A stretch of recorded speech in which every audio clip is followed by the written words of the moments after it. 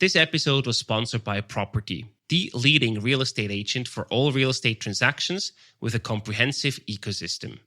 They combine highly trained experts with the latest technologies on an intelligent platform to provide clients, brokers, and service partners with risk-free, flexible, and simplified services. Learn more at property.com. That's property with an I.com. About 60% of pharmaceutical products are proteins. The product that we've made is effectively Photoshop for these proteins. If we can get to a world where it's like relatively easy to make a molecule, I think we could be at the start of humans started programming their physical environment.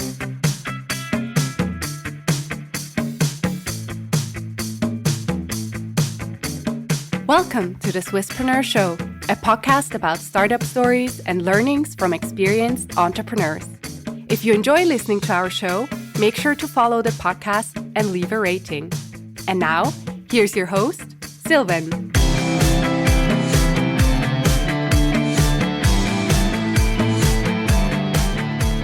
Stef, a very well welcome to the Swisspreneur Show. It's a pleasure to have you here. It's great being here, yeah. You're the co-founder and CEO at Cradle, a company which helps biologists to design improved proteins in record time using the powerful generative AI. Yes. We will talk about that, but before what the heck is that? Yeah. you studied industrial engineering at university, and at some point you thought, well, why not also study some philosophy as well, right? Yeah. So, I mean, I really took my time and enjoyed college as much as I could. So, to your point, my primary program was industrial engineering. In the Netherlands, studying is effectively free.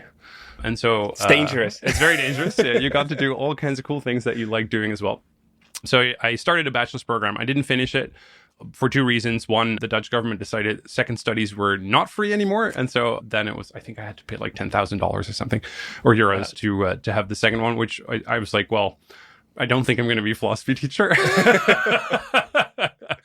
That said, I do think sort of learning about ethics, learning about history of technology, sort of learning about, philosophy more generally, I think it gives you a nice perspective on how to think about problems and how to introspect, which I think was very helpful because, engineering schools can be a little bit, I had I think a math teacher who at some point said something along the lines of, welcome to maths and natural sciences. Everything else is poetry. What we do here is real science, right? And so I think it was a good way of getting out of the more exact side of the house for a little while. Yeah, a great balance, so to speak. I would agree. Yes.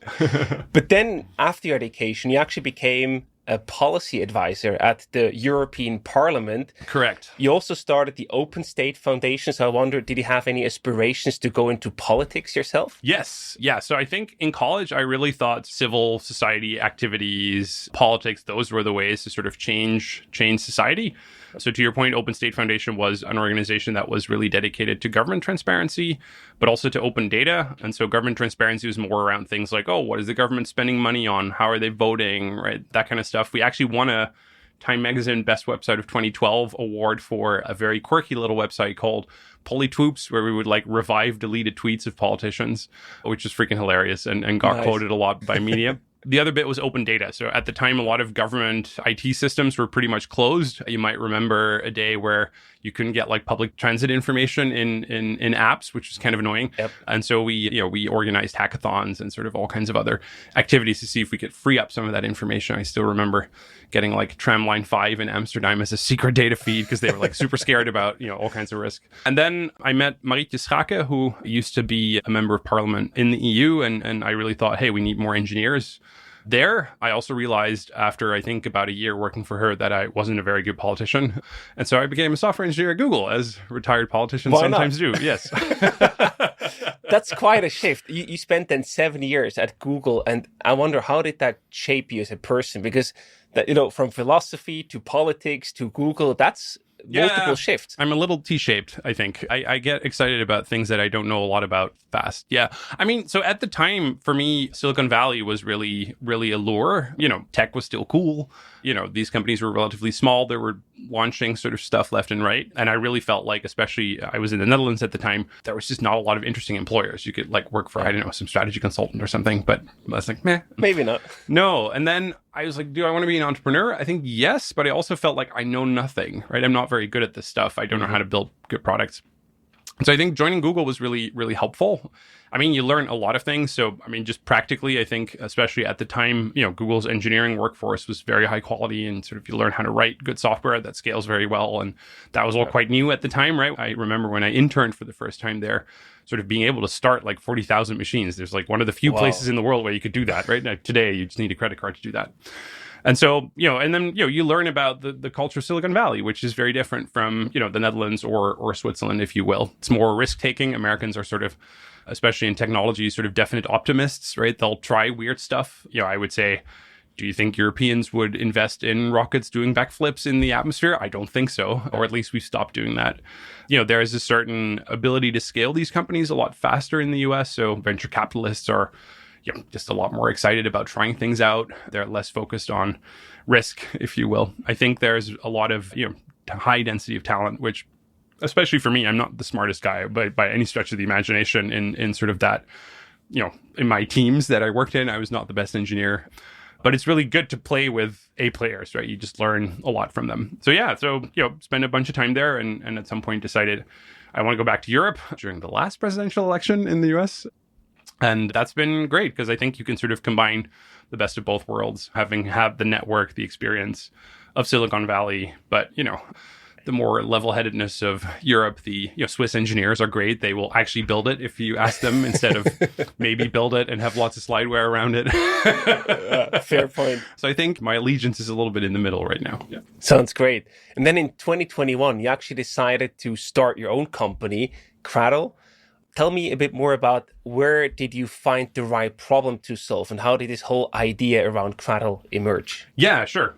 So in my last job at Google, I was on the product leadership team of Google Research and Machine Intelligence. And I focused mostly on our hardware. So, both the physical hardware as well as the software and infrastructure software to run and train machine learning models. So, you may have heard of the TPU program, which is sort of specific hardware, but also sort of all the NVIDIA chips. When you're designing machine learning hardware, you need to learn about what people are going to run 2 to 3 years from now, because that's just the nature of making silicon. And so one of the cool parts of my job was I got to go into the very deep depths of Google Research and be like, so what are you working on, right? And be like, is it very different from the other things that we are serving at a reasonable scale right now? And so, I got to meet several teams and two in particular that were working in biology. One was the AlphaFold team that were at DeepMind. They're famous for solving the problem of protein folding, which is effectively what does it look like, right? If you see it in 3D. But there was another team that was sort of doing the generative version of it. They were like, hey, ChatGPT answers a question, or how some coding copilot can make a piece of code. Could you sort of turn this around and actually make a protein or make some piece of biology? And so I spoke to my now co-founder, Eli, and he explained this to me of like, hey, it would be awfully cool if we could program organic chemistry the same way that we can program computers. And that was like, holy shit. Crazy. Right? That's like insane, right? Yeah. I started sort of reading up and looking into the problem, and it's kind of interesting because similar to how we train human language models or coding models, they all sort of read a set of characters and then, try to do a bunch of tricks in order to figure out how it works. And I think with DNA, it's kind of the same thing, it turns out. Now, this was a more adventurous venture, I would say.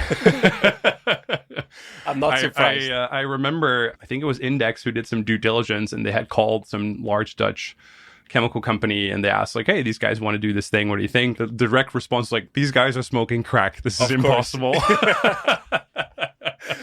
But that's part of doing something new, right? Yes. So we had basically investors saying, what even is this, right? We were pre-ChatGPT, so the whole notion of like language models for biology, I think it's much easier to pitch these days. Plus customers saying this is never going to work was somewhat tricky. But, forward almost 4 years now, and it works at scale, which is kind of cool. Yeah. So I'm excited. I still think I'm still in my sort of honeymoon phase with biology, because at the limit, all the things we can do with biology are just so much more than most of the stuff that we're seeing with tech these days is coming out of online advertising, which is a relatively small market. I think a very senior guy at one of the pharma companies we work with is as soon as you pop your first pharma pill or a cancer pill, you've basically paid for all your ads in your life. Right? Fair enough. Yeah. And tell us a bit more about, the biology behind it. Like, people who are not that well read or well known about biology, explain that to me like I'm 5. Why do biologists design proteins, and why are they so important? Of course, yeah. Let me maybe first do the very brief, because it's obviously expert software, the very brief biology from high school that you probably forgot, and then what people are making with it. So you have a cell. Inside of your cell, there's a little bit of DNA. DNA gets executed, and then what it gets expressed, or what the cell makes, is proteins. Proteins are little machines. They're like parts of the cell, like the cell wall, and they basically assemble into this more complicated thing. Proteins can do lots of things. So for example, you might enjoy beer. Proteins in fermenters turn sugar into alcohol, right? So they can catalyze certain chemical reactions. They can be materials like, collagen in beauty products, or they can be, cloth and other things, right? The product that we've made is effectively Photoshop for these proteins. So instead of like generating a picture, we can generate a sequence that encodes for this protein, right? That encodes for this little molecular machine. Okay, so what products are being made? It's actually quite vast already. And so about 60% of pharmaceutical products are proteins. So if you've had a COVID vaccine of certain vendors, actually of all the vendors, they were proteins of some sort, or they would encode for a protein. In the case of the COVID vaccine, if you had the Moderna vaccine, it literally, there was a little piece of RNA, so sort of executable code that was inserted in your bloodstream. A cell would eat it and be like, oh, look, here's this thing I can make, run the executable, and then you got the little point that Corona uses to get into the cell. That was made inside of your own cell by you, right? And then the cell's like, what the fuck is this, right? This is not native to me. It throws it into the bloodstream. The immune system is like, what the fuck is this? Starts beating it up. Next time, dude with a hat, with a point on it shows up, you have immunity. That's how immunity gets built with these vaccines. Anyway, these products need to be engineered. Now, the problem is we can't read DNA as humans, right? So where we can read human text, we can kind of read code, right? We can't read DNA. If we could, that'd be awesome, but it's really hard. And so really what we're trying to do with Cradle is, can we learn what is sort of encoded in that alien programming language? And then once we learn it, can we flip it around so that people can engineer these products? And so that's the TLDR of it. Yeah, and so it's being used by research and development organizations across, pharmaceuticals, materials, food, all products effectively where there's some sort of biology that could be involved. And the reason why it's helpful for them is it's very expensive to make these products, because today engineering a bio-based product or a protein-based product is effectively, we sort of like found a hard drive with shit tons of executables, but we don't know, we just see binary. And so people are like flipping bits, and then running your compiler, like trying out whether it works, takes like 8 weeks. And this is why making a drug takes forever and is very expensive, right? Yep. So if you can make the design part a lot more accessible, they can get to places a lot faster. And so what we're seeing with Cradle is, about 2 to 12 times speed ups in these R&D programs. And some of these R&D programs cost like tens of millions of dollars a year, right? So the business value that you generate for these companies, that's immense. Yes. Wow. Crazy. Yes, we did not. I mean, it was a risky thing to try, but it's kind of cool that it worked. Yeah. It's fantastic. You also mentioned co-founders. The interesting thing about your setup is that usually you find 1 or 2 co-founders, but I think you found 4. Yes. This is crazy. Where did you find them, and why is 4 co-founders the right setup for you? Yeah, I mean, it's a really good question. I knew this was going to be hard, and I also knew there was a lot of stuff I didn't understand about the problem. And I think, a lot of good companies are built out of groups of people that are highly talented in a specific area and can execute really well. Now, let's say language model bit, I had at least grasp of through my background at Google. But, how do you build language models for biology? No. So I needed Eli on the model side. Then, how do you test whether a generative model in biology works? Well, you have to run experiments, right? So you have to go into a laboratory. And I was like, I don't know how to build a laboratory, right? So Harman and Elisa came, who were also both in the Bay Area at the time, working for different biotech companies. And then I was like, I've been a plumber for a large part of my life, right? In my career, right? So when I was at Google, it was infrastructure and infrastructure software and developer tools, right? Before that was Android, which is also like nobody like looks at their tablets like, I love the operating system. They're all like Spotify, and so the real heroes are the people that make the apps. So, and I'm fine being a plumber, but it's really like what we're seeing with ML right now, where in the early days of TensorFlow, which is software people use to make a machine learning model, people are like, why the heck would you do that? Because there's not very many people that are doing it. Well, because you can start adding cognition to software applications. I think very similarly, if we make it super easy and cheap to engineer biology, you're going to get a lot of very smart biologists making really cool products. I love that.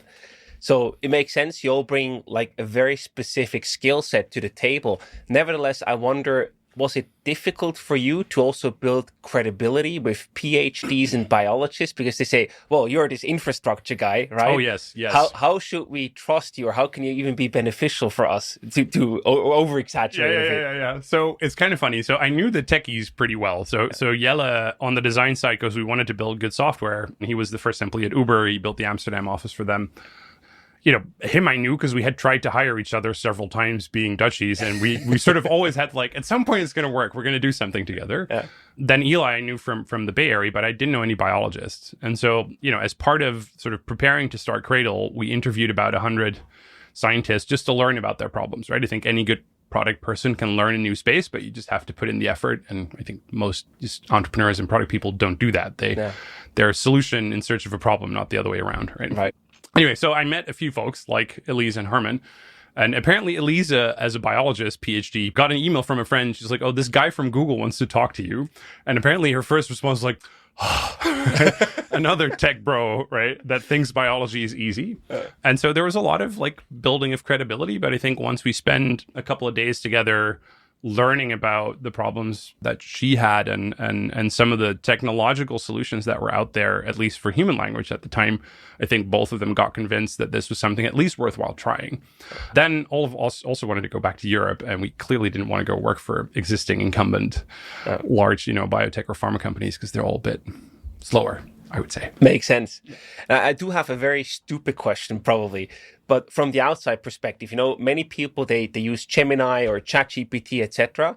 Why is an existing model like that not being able to do what you do with Cradle? Yeah, that's a really good question. So a human language model, let's go into how they're trained and sort of the very, very butchered summary of what, let's say, OpenAI and others do. So you download the internet and you go and try to make the model understand what word should go where. And so you take all the sentences and you start randomly removing words. And so you can remove ever more words. And at some point you can sort of understand that you can get from, let's say, one language to another or a question to an answer.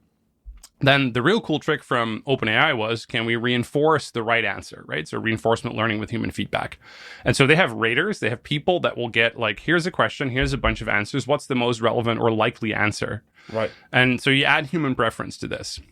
The problem here still is it's trained on text, right? It's trained on things humans can read, can introspect, and that kind of stuff. All right, now let's get to biology. In biology, we have DNA.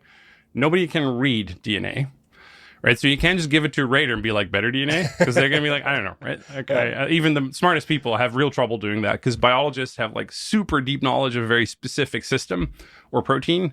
And they know that really intimately, but they can't just go somewhere else, right? We can do the first thing, which is, hey, we can remove, let's say, amino acids and be like, what goes here? And then if it does it correctly, then it gets points. The problem then is what biologists want from these models isn't encapsulated anywhere, right? So you need to actually go collect data in order to do that. Similarly to how there isn't sort of a shit ton of self-driving car video footage laying around on the internet. Like Waymo had to go produce that, right? Tesla had to go produce that. So for us, similarly, the things that people might want from a molecule might be like, does it catalyze a reaction? Does it bind to something? Is it sort of stable at room temperature or a higher temperature? So you need to do measurements, very specific measurements. And so this is one of the things that we're doing in our lab to sort of then allow scientists to prompt, I want a molecule that does this, or is stable at this room temperature, or a lot of it gets made in the cell, or not a lot of it gets made in the cell. So they can sort of, let's say, describe the problem in language they understand. And so for us, it's much more a translation problem almost than a retrieval problem, right? A lot of what ChatGPT is doing is summarization still, right? It's very smart summarization, but it hasn't sort of called someone and be like, oh my God, there's gravity. I looked at all the YouTube videos, right? That's super cool. I did some, right? It doesn't do that by itself. So, or, I was interested in sort of how good vision models were, and I gave it my 5-year-old sort of geometry homework where she had to like look at sort of, oh, there's like a circle with a bar, count the number of intersections. It completely falls on its ass. Why? Because it's not in the training set, right? So anyway, so it's a different problem. And so our models are built from the ground up. They're trained on different data than, let's say, a human language model. Human language models are relevant in summarizing academic literature. So it might help scientists understand why a certain change that our model makes might impact a certain biological system because there was previous knowledge somewhere in a paper. Right? But then in that sense, if I understand you correctly, it is really a data set problem. You basically have to generate a vast amount of data to then train your model and be able to actually deliver the value that you are offering. Yes. So there's a data problem and there's a coverage problem. So data is one, and we talked about it.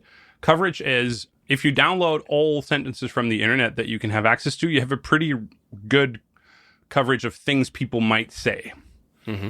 The problem with biology is that we've only sequenced something to the 0.0000000 something. And then a measurement, like a label, costs, between $100 and a few $1,000. And so a measurement is incredibly expensive. And so that means where for human language, the data that you can collect is like a nice full Gouda cheese, right? In biology, it's effectively a big whole Swiss cheese, right? And so interpolation between places is much harder in biology. And that means that the training routine, so like hallucinations in bio models are way more common than in human language models. So quality and the teacher and how do you train these models is a lot more relevant than I can just throw more data at it, which has been sort of the trick of most of Silicon Valley for the last couple of years. We cannot just throw more data at it, right? If you need to run experiments on billions of sequences that all cost a few $100, that is just not a viable thing to do. Yeah, right. It sounds like an incredibly hard problem that you're solving right there, like insanely hard. It's a fun problem, yeah, for sure. Yes. Fun, but also very big and very challenging.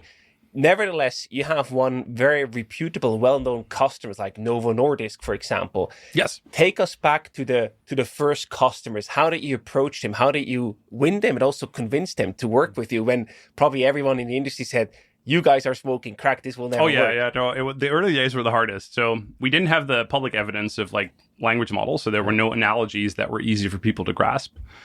Our models were very, let's say, incapable still in the early days, right? They weren't fully featured. And so that was really hard. So the way that we built the company, and this might be helpful for other founders that are trying to solve harder problems, right? So the first thing that we wanted to prove was the feasibility hypothesis. Like, can we even do this? There, it's typically helpful to start with eval. Like, can you compare it to something that they're already doing? And can you at least show on the computer that it works better? And so in our case, this was molecular dynamics simulations of, when do molecules fall apart? And we were like, okay, that's something that's trusted as a tool. Can we show that we can outperform that? That, after a whole bunch of model building and yada, yada, I think it took us like a year and a half or something, that worked. Then we wanted to show that in a laboratory because they're scientists and they're trained to be very skeptical. And so they're like, well, I mean, it works on your computer or whatever, right? Like, show me in the lab, right? So we had to show it in the lab. Anyway, that showed it was feasible and that it was at or exceeding human capabilities for that specific problem. That wasn't general enough, right? That would still be like Photoshop with like only the line tool, which was, it's not great if Photoshop only does that. It's a small proof. But it was a starting point, right? And so then we tried to find customers that had that problem. And initially we were like, oh, we want them to pay for it. But they didn't want to pay for it because they, to your point, said, this is bullshit. This is never going to work. But also the opportunity cost for a lot of our customers is quite large. And let me try to explain that. So if you build a bio-based product, you're effectively going through these 8 to 12 week cycles where you like design a bunch of new sequences. Mm-hmm. You go order DNA, you go make the protein, and then you go test them on a whole bunch of properties or experiments that you care about. That process is very expensive, right? So what we were asking customers was quite benevolent. We were like, oh, our thing will like design all the stuff that goes into your experiments. And oh, by the way, could you just light $500,000 on fire and maybe put your project sort of 3 months behind if this doesn't work, right? And we had no proof other than what we had talked about. And so the second one was, can we get to that value hypothesis without monetization?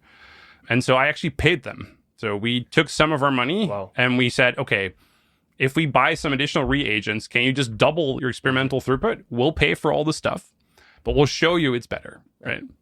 And you need to commit to a case study. So we can show other people this actually works. Of course. So we did that with 2 customers. They didn't pay. We paid them. And then that, that worked. That was a big moment. The day that data came back, I didn't sleep. Right? I was like, oh my God, if this is just like, you can't do that too long. At some point, you're just going to run out of VC money, right? Of course, yeah. And so, but it worked, which was super nice. And so at that point, I think that was really a turning point for the company where we could go to other customers and be like, look, we can save you. Because like the flip side of this being very expensive for them to do is your impact size is very meaningful once you flip that around, right? Yeah. And so that was really when we could start building a software product around it, because this was still Wizard of Oz. There was like an upload form. Right. And then there was like engineers behind it that were like, all right, let's go do some stuff. Yeah. It took us about, I think 2.5 years, like March of last year is when we started selling for reals. We've been scaling since then. And it's been quite amazing. So from, I think, maybe 5-ish, end of last year, we're now projecting to be at around 40 molecules by the end of this year, which is kind of insane. Wow. To give you a sense, a large pharma company might have 30 to 40-ish in total for that entire pharma company. And some of these companies spend billions of dollars in preclinical research, right? So yeah, so I'm excited. We're now in that sort of scaling phase, a whole bunch of other different problems. But yeah, I do think feasibility, value, and monetization have been demonstrated at this point. And so it's really about scaling now. End of month accounting got you ready to smash your laptop into 1 million pieces? Meet Infinity.Swiss. Get through your invoices and receipts twice as fast with AI accounting that's surprisingly satisfying. We actually use Infinity.Swiss ourselves here at Swisspreneur, and we absolutely love it. Check out their special offer for founders at infinity.swiss/Swisspreneur. That's amazing. And it sounds a bit like a counterintuitive story, because most of the time, you hear people say, okay, you have to go there, test, but people have to pay you. That's the proof, right? You did the other thing. You paid your customers. What gave you the conviction that this was necessary and the right thing to do? Because others might have just said, it's not working, they are not paying for it, we have to move on and try something else. Yeah, it's a good question. I mean, I think people do think in first principles once they see something. I do also think, especially more incumbent industries are very risk averse by default. No. If you can raise the money, like get to that value proof fast, right? And I think a lot of people will drive on vanity metrics, and ultimately revenue is a vanity metric, right? You're not actually solving a problem with revenue. People pay you if you solve a problem for them. So Don't put the cart before the horse, show the value first, and be very clear about what that means. For us, that meant getting to a better quality molecule with less money. Yep. And we can measure these things. We're not a vitamin, we're a painkiller, right? Yep. And so, yeah, what gave me that conviction? I don't know, maybe this is where entrepreneurship sort of kicks in and you just have to try it. I do think maybe having been in Silicon Valley for a long time, I wasn't very worried about failing. Mm-hmm. I was like, venture capital is just somebody paying for you to try out a project. They know the risk, right? If you're honest about the risk and you tell them how you're going to approach the problem, they're typically quite okay with that. If the prize is large enough, and the prize is huge in this case, right? And, I could have been, spending time at some random strategy consultant for 2 years, probably not worth it, right? Fully agree. Yeah. And they worked. That's the crazy part. It worked. I mean, it could have totally not worked, right? So, exactly. But yeah, it did, yes. And what was the conversation with the investors back then? Because very early, you didn't have the traction, basically. I mean, of course, you showed the little proof, but it was basically a big, big bet, right? So how did you have these conversations with investors and told them, we're going to take this bet, we're going to pay them, they're not paying us, we're going to pay them, so we use your money to pay them for a pilot in the case study. Although we had hoped they were going to pay us to be, that was Fair. Hindsight 2020, yeah. But I just wonder, what was the conversation with the VCs? Because many VCs, they also say, well, we want to see traction, then we're going to invest and double down. For sure. You have this chicken and egg problem. You need money to prove it, but you don't have proof yet. So how do you get the money? And honestly, I do think this is where we as a team were actually privileged. So most of my VC contacts were absolutely not in Europe. I speak to one Swiss VC who I still like. I think they rebranded from Wingman to Founderful. They're awesome. Big shout out. Yeah. Yes, absolutely. But, I avoided Dutch VCs. We just didn't speak to them. The nice thing about VCs in the US is that they're willing to take bets, and they're willing to take more risky bets. And they've demonstrated that more risky bets pay off more. Again, we were privileged. So, we had the first employee at Uber. We had people running large teams at Google Research. We had folks running large departments at biotech companies. If you take my CTO, Daniel, he was one of the first 7 people to build Google Zurich here, and he built the Chromecast. And so I do think they were willing to take a team bet to some extent. Yeah. And then I do think working with A-class VCs helps a lot. A lot of Europeans are, I would say, Excel knights. Right? It's exactly what you were saying. They'll be there. You're like, oh, you just started with your team. Show me that you have 5 million in revenue. That's not how this fucking thing works, right? Like, it's called venture capital. It's not called early private equity, right? Yeah. You have to go on an adventure and you have to build a portfolio of more risky and less risky bits. That's your job, right? Don't put that on the entrepreneur, right? Yeah. And so agree. Don't work with the idiots. That's the TLDR. Yeah. Find good angels. There's increasingly good people that are willing to fund your very earliest pre-seed check. Yeah. We did that as well. And that builds commitment. It also builds commitment from larger funds. For example, we had a couple of folks like, my former boss at Google, Jeff Dean, right? Like, that's awesome. If you have folks like that coming on board, it signals to VCs that you're credible, right? Right. Similarly, here in Zurich, there's a ton of good founders now that were from generation 1. If you get to raise some money from them, that's a massive signal to VCs. Because honestly, the only thing you can do really is, does this market exist? That's something you can ask yourself. And then, do I trust this team? But everything else is we're going to find it out because we don't know, right? And we shouldn't pretend we do. Right? Fully agree.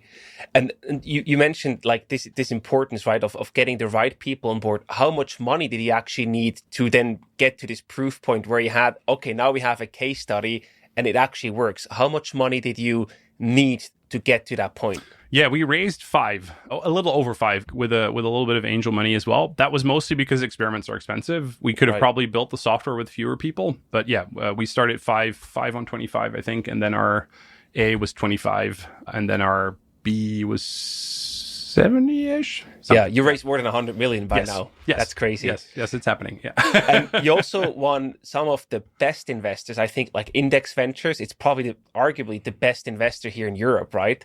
I would agree. Yeah, I think both Index and don't underestimate IVP. They're in the US. They're one of the best grossing VCs in terms of return profiles. They're less markety as maybe an Andreessen Horowitz or perhaps a Sequoia, although Sequoia is a very, very unique firm. But still, they're all credible people that have a very long history of backing outliers. Right? How did you then convince them to join your journey? Because you probably had a big, success with the case study, with the pilot. The market is huge. What was that conversation like once you had some traction? Yeah, I mean, I think there's sort of 2 parts to this, right? There's just the standard part that you'll always have to do. You have to pitch, you have to show them the vision, show them the team, show them what the product is, show them why it makes sense, right? So, and that is a very obvious thing with us, fortunately. So a lot of the risk for us is sort of, there's, and they think in risk, right? So there's science risk, there's team risk, there's market risk, there's monetization risk. If you can show them the little boxes as much as possible and then show them a credible plan to prove that as fast as possible, I think most people will back you. VCs aren't sort of magical beings. And a lot of people talk about, it's really hard to raise money. And then you really should ask yourself, maybe you're doing something wrong, right? And sure, there are very big exceptions here. If you're a woman or a person of color, there's absolutely biases in this industry. But if you can come up with a good story and it makes sense, they will back you, right? Yeah. And so I think for us, this was the same thing. We told them, here are the risks. This is how we're going to figure out whether they work or not. Do you want to back this or not? I've been very honest with people. Similarly, in how I raise money, I built relationships with a very limited set of firms, and I just tell them what we're doing, and I show them our results. And then, you could be wrong. But, the whole point is, if you realize after 2 years it was the wrong thing, you just give the money back, or at least whatever is left. And then you tell them, this didn't work. These things I can't prove. I'm very sorry. I'm going to try something else again. Absolutely. And they'll back you, right? But you need to be honest, right? Yeah. I love the Dutch mentality there. I did my exchange semester in Rotterdam. Yeah, yes. And I first I was shocked, the Dutch people are so direct, no bullshit, no fluff, just straight to the point. We're a bit like pirates, yes. But I love that because that's exactly the mentality that helped you now to convince the investors and show them very honest, this is where we stand, this is what I know, this is what I don't know. Yeah, no, exactly. And be systematic about it. You need to move with urgency. You need to have a little bit of a track record, of course, but it's very possible in Europe to raise good money from good VCs if you focus on the right thing. A lot of the problems in Europe, start to emerge when, you raised from some idiot in your seed round, and now suddenly you lost such a massive part of your cap table that any later stage investor just can't make money, and then they don't, right? It's not because of your team. It might not even be because of your product, but it's just basically you're screwed from day one. There's just a lot of interesting dynamics in the local ecosystem that just make it hard for people. And it's what I said earlier. I think we've been a very privileged team. We're not a European company. We're like all American raised founders that decided to move back and start a company here. I've never worked for a European company in my life, right? It's crazy. Never interacted with most European VCs in terms of taking fundraising seriously. Yeah. So we're more tourists than locals.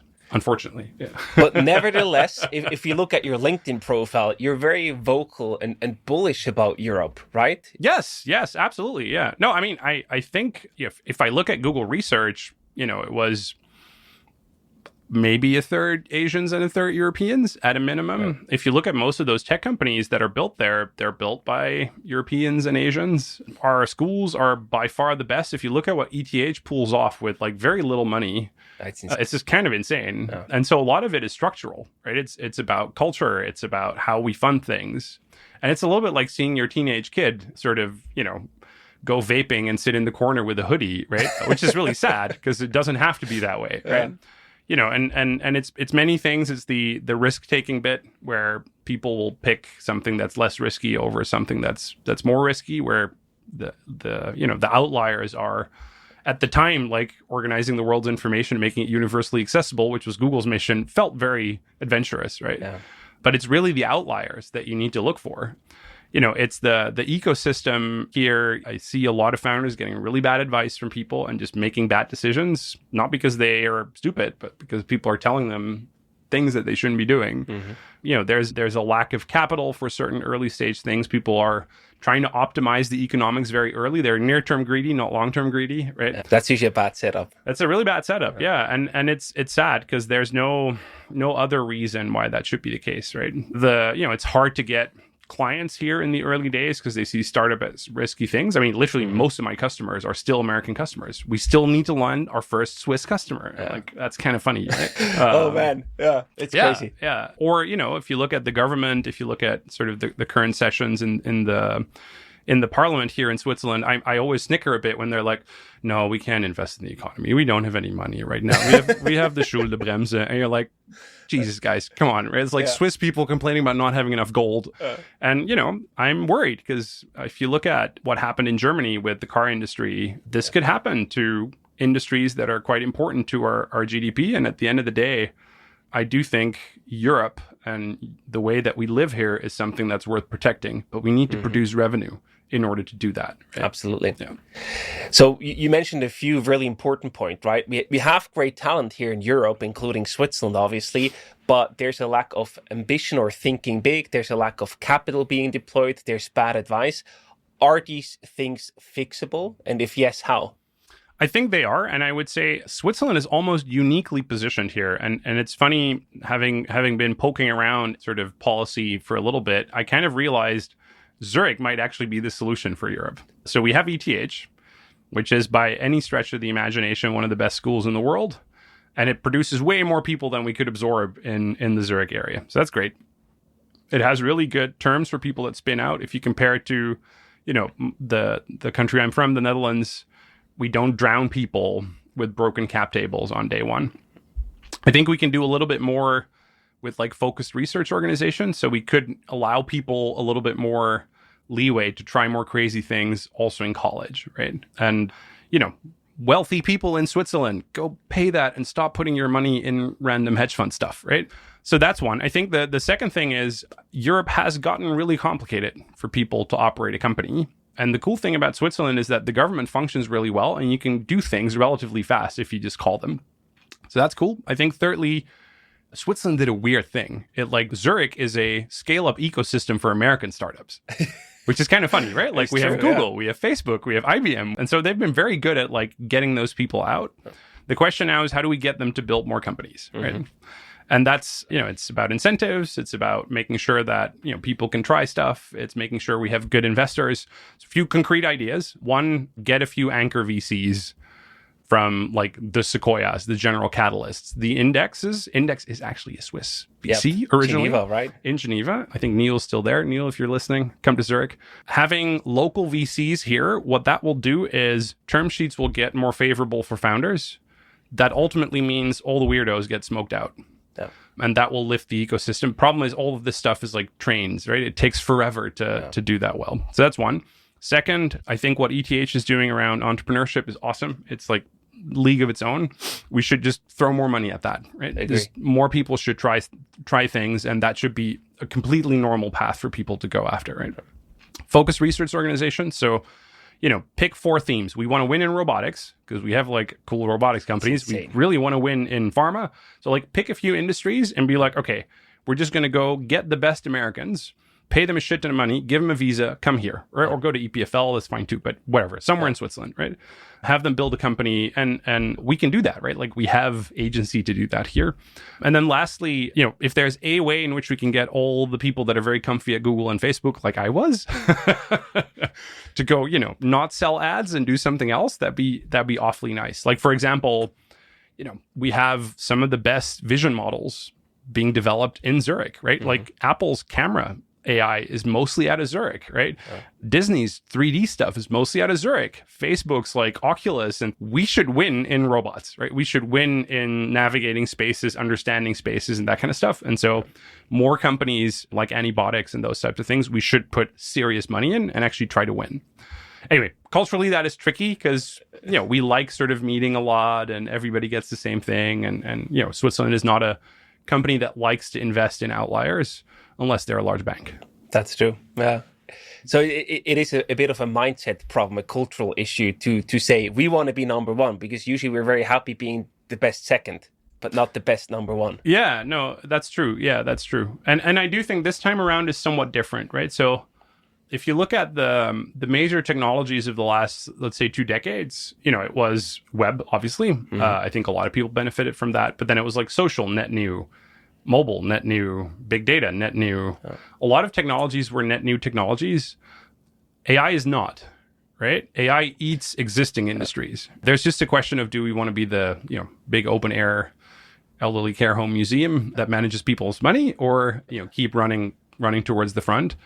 I think we're doing a lot better than the rest of Europe, but I think there could be a 10x in there. I don't see why we couldn't be what London is right now. Yeah, that's not the benchmark, right? Just because Europe is doing worse than Switzerland, it doesn't mean that we're doing well. It's like the other 15-year-old that's vaping too, right? Exactly. That's not the bar. Yeah, exactly. And if you look at your case, I love that you moved back to Europe, that you're operating out of Switzerland and also Amsterdam, etc. But like you are here in Switzerland, and that you're so vocal about the things that need to change, and you're bullish on Europe, especially Switzerland. But at the same time, we look at your cap table, we look at your customer base, right? It's heavily US centric. Yep. So isn't that a bit of a contradiction?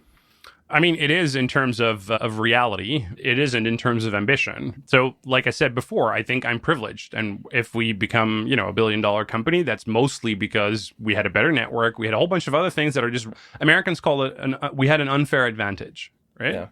And I would like other people to have unfair advantages, right? Because, it's going to be fun if Cradle gets bigger, but, I'd love to have 15 others because that creates a bigger ecosystem. It creates more mobility between people moving between companies. Yeah. It creates more ideas. Ultimately, this all feeds on each other. I don't think it's a contradiction. It's something I want for a lot more people. Mm-hmm. I would also argue some of the decisions that we've made are just smart decisions, as in you should, as a founder in Switzerland, go to the US right now. Because Switzerland's market is just tiny. You're not going to be selling anything here, right? So go to the US right now. If you haven't hired your salesperson there, do it, right? Move there if you have to. Put one of your co-founders there, because it's hard, right? These markets are enormous compared to local markets, and Europe is this sort of patchwork, and it's just harder to build here. That's okay, right? So build it in the US, build it global, right? Build it in the US and here at the same time. Right? Do you ever feel pressure of fully moving to the US at one point? You mean the holding, or the holding, the company, the employees, everything basically? No, I wouldn't do that. So and it depends on your industry, of course. But in our case, global biotech and pharma is roughly 40% US, 40% Europe, 20% rest of the world. And so, Europe, US makes sense. We will definitely continue to expand our team in the US. So we have, I think, 8 people there right now. that makes sense, right? I mean, it's just the other Sure. market. In terms of, if you look at, for example, talent, capital, those are not issues that we have being operating here. There's a lot of stability here, which is very helpful. And I think people will continue to appreciate over the next couple of years. I do think listing is an issue. Like, I would never list on the SME ever. Yeah. Right. And I also wouldn't list on the AEX, the Amsterdam Stock Exchange. You need to list in the US. And the reason is very simple. You have a shareholder agreement. Your shareholder agreement says any stock sell needs to be approved by an investor majority. Investors want to get a good price for their stock, and European market depth is so shallow. How is an analyst for the Swiss market going to figure out what Cradle's growth is going to be? They have no fucking clue. Of course. Right? Yeah. In the US, you have like already BlackRock and a whole bunch of these large firms that are trying to figure out what could Cradle be. And they have specialized teams that are in like AI and life sciences, right? And they're going to float it, and they're going to have their people buy it, and then you're going to get double your price. And so you're going to list there. Yeah. That's just the TLDR, right? So as long as all the local Europeans stop sort of caring about we have our own little stock exchange, everybody's just going to list in the US. There is no way, like literally, it's typically in your documents, and none of your investors are going to allow you to do that, right? For sure. We recently talked to Jurgi from Sophia Genetics. They also listed on the NASDAQ. Yeah. He said exactly the same. Yeah. As long as you don't fix the capital markets in Europe, no not way gonna happen. you're going to list here. No, and it's sad because it means that all the proceeds of all the hard work that all of these fun Swiss people are doing here with Cradle is going to go to Americans. Exactly. Yes. And that is a big problem, right? Because we talked about the issues that we have in Europe, but if the money is not flowing back from the proceeds, or at least not to the extent it could, this is hurting this development. Oh, absolutely, yeah. I mean, and I think it was Draghi earlier this week said we're a year in and shit's not happening. I think that's the TLDR of Europe right now. We're indecisive, we're slow, we don't respond. I think similarly for the Swiss, it's less worrisome because the economy is doing a little bit better. Yeah. But I do think at the limit, I find it funny that we're not hitting the accelerator right now with all the things that we have, and we're immobilized by fear a lot. Yeah.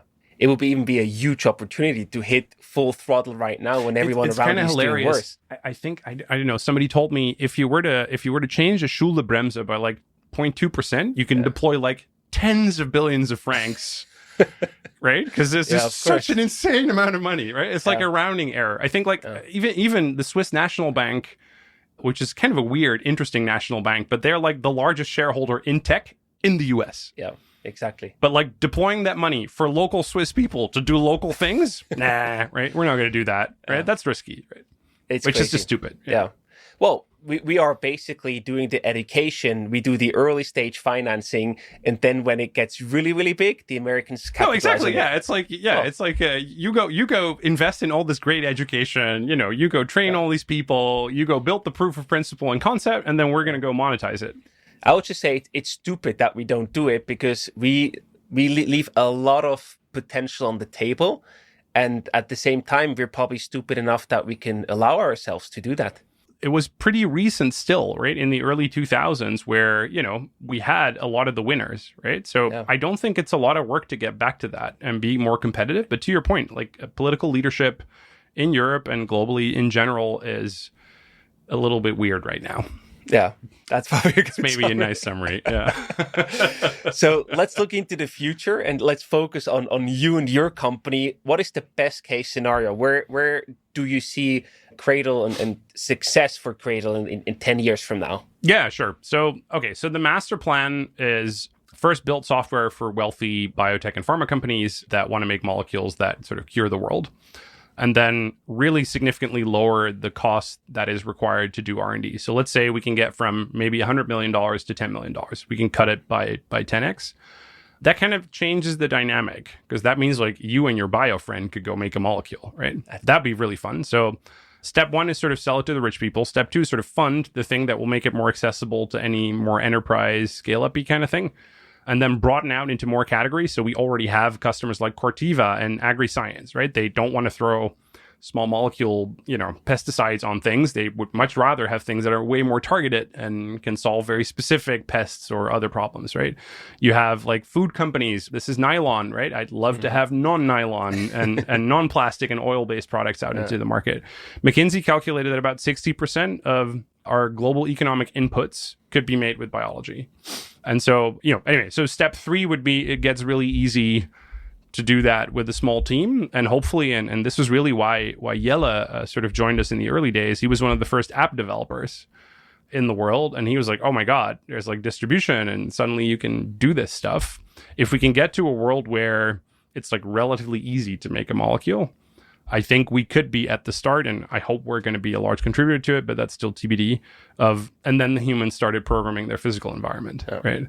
That's the thing at the limit, right? Whether we get there, I talk to my investors. Bear cases, lots of very fancy people that are making these products already are going to go somewhat faster and they're going to be happier with their molecules. The bull case is, we have intelligence already, right? We have biological systems that are way more complex and interesting than others. There was actually an announcement yesterday from Arc Institute, which is one of these focused research organizations in the US. They literally had AI generate the first, not just protein, but bacteriophage, which is an organism. So this is an AI-generated organism, right? Crazy. A virtual cell, right?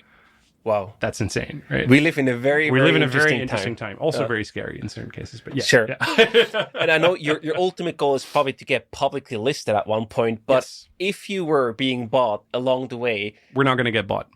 just assuming, Yeah, don't do it. who would buy you? Would it be a pharma company? Would it be an AI giant? Who would be the best fit?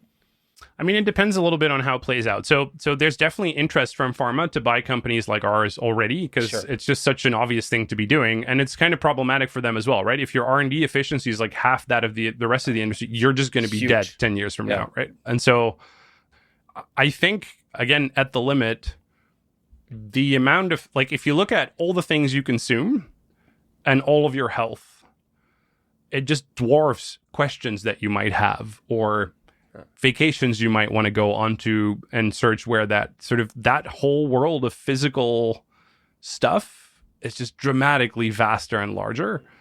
And I think that market will just go a lot bigger. Like, I'd love to have more hair, right? And not be gray. And, all of these things I think will start to become possible. I think, when we talk about food, right? I think a lot of people would love to be able to just throw sugar and air at something and you get product out of it, right? If farmers can start making precision chemicals, right, in fermenters, like without any harmful side effects, those are things biology can do. It's just really hard. We need to crack that code a bit, right? And so at the limit, I think this can be a lot bigger than other things that are out there today. This is my Silicon Valley coming out. I love it. We need more of that. Right? And so the hope is this becomes a major company in Europe that has, hopefully contributes to the Wikipedia page, and then the humans started programming their physical environment, right? That's what I hope. Whether we're going to get there, we'll see. I definitely don't want to sell out. I think a lot of European founders do that way too fast because they like the lifestyle or whatever, right? Yeah. But honestly, most people that I speak to that sold their company, they're fucking miserable. They're like it's fun to ski in Zermatt for like a few months, and then you're like, meh. I would even be bored after 2 weeks. Yeah, no, exactly, right? It's just like, I want to be building, right? Exactly. And so either sell it and do something else because you thought it was not going to be viable or something. But I do think we should celebrate people that make it to the end, which is listing, more than people that sell.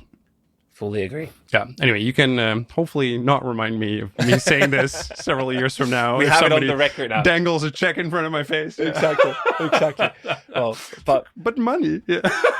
But I love the spirit. That's the way to go about it. That's also this mindset then changes things for Europe to not sell early and let the Americans capitalize and scale it up even higher, but actually building the sort of big companies here. That's what I would like to see. Yeah. Amazing. I would like to see more of that. So I also have some rapid fire questions for you to wrap up the conversation today. What was the hardest lesson that you've learned as a founder so far? A few people can only do very few things.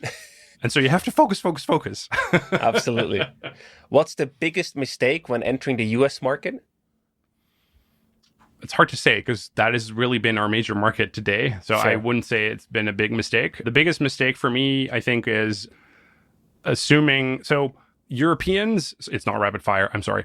Europeans will take a shit ton of time to evaluate you, but they're more loyal. Americans will take a risk and try you, but whether they're going to retain is a bigger question. Right. And so if you want to try shit out, try it with Americans. If you want long-term contracts, sell it to Europeans. Nice one. How do you stay sane as a growth founder? Oh my God. It's hard. Yeah, I have an insane routine, with exercise, with diet, with, it's sports, right? It's really hard to do well. And you sometimes get really miserable. So I wouldn't say I've cracked it, but, it's funny because I think as a startup, when I talk to other founders, it's either shit doesn't work and you're miserable, or shit works really well and everything falls apart and you're miserable. So it's sort of pick your poison. It's one or the other stress. Yeah, exactly. Yeah. Europe or the US? Europe. Zurich or Amsterdam? Ooh, this one I need to be very careful with. A very diplomatic Swiss answer. Europe. I see. We're neutral. I see. Yeah. You're almost Swiss by now. Yeah. Well, I mean, it was funny. They do ask you about it a lot, right? I think for one award, I got do you have a C permit? And are you planning to stay here? There's a lot of sort of local pride, and I'm obviously not Swiss. My German is getting there, but my Swiss German, anyway. Work in progress. Yes. Exactly. Stef, it was so much fun to have you. Thank you so much for your energy and the amazing insights and answers. All the best, and we really, really root for you to get listed. Thank you so much. Let's see if we can build more large Swiss companies, and I hope we can contribute to that. Yeah. And for all the folks at Google, Meta, Apple, and these other places out there, go do something fun.